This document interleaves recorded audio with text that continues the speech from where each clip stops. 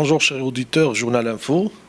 Aujourd'hui, on va entamer un petit sujet, un petit aperçu sur un domaine où le volontariat opère activement aussi, un domaine innovateur dans les marchés des capitaux. C'est le cas de la titrisation. Donc, la titrisation au Maroc, c'est une technique financière par laquelle les actifs illiquides est généralement gardé par les détenteurs.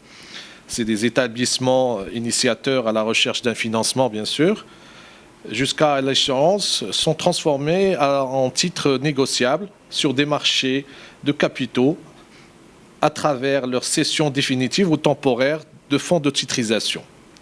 Bien sûr, au Maroc, c'est une innovation dans les marchés des capitaux qui a été instaurée par la loi 3306 relative à la titrisation des actifs, telle que modifiée aussi et complétée par une loi 119/12 en 2013, et puis en 2014 par la loi 5/14, et ainsi par la loi 69/17 en 2018. Donc on sait qu'il y a une évolution depuis son instauration l'année 2013 jusqu'à 2018 par plusieurs modifications de textes de loi sur la titrisation. Le notariat opère aussi dans ce domaine, activement bien sûr. Il y a une titrisation classique des actifs et aussi les certificats de soukouk, qui sont les seuls opérationnels à ce jour. Puisque dans la titrisation, comme on le sait au Maroc, il y a la titrisation des actifs. C'est des créances nées et futures, actifs immobiliers, actifs mobiliers, stocks au titre de capitaux. Et il y a aussi des projets de bons, des financements de projets garantis par des actifs de projets. Et aussi, il y a la titrisation synthétique. C'est une titrisation du risque, du capitaux, ou des assurances. Généralement, l'opération, comme ça les auditeurs comprennent un peu le mécanisme de cette titrisation, c'est un établissement initiateur qui cède des actifs à un fonds de placement collectif de titrisation et qui lui-même fait une émission de titres aux investisseurs.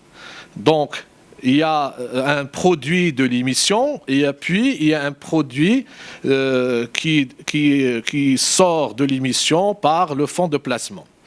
Bien sûr, le fonds de placement est un gestionnaire du fonds, bien sûr de tout le fonds, et puis c'est des dépositaires aussi. Donc c'est ça le mécanisme qui passe par un établissement initiateur, qui transige par un fonds de placement et qui part aux investisseurs qui ont un moyen de financement de leur opération, bien sûr, et une levée de fonds dans un marché de capitaux classique. Donc on sait que le notariat opère dans les inscriptions hypothécaires sur des titres de titrisation, s'il y a les conservations foncières, il rédige des actes. Bien sûr, il faut une technicité et une rigueur sur la rédaction de ces actes, mais il faut aussi que le notariat se place encore davantage dans ces marchés de capitaux, puisque c'est des actes qui sont importants et que le notariat peut donner une plus-value importante dans ces marchés de capitaux. Aussi, il y a l'émission obligataire privée où le notariat opère dans les inscriptions des actes hypothécaires au profit de la masse des obligataires.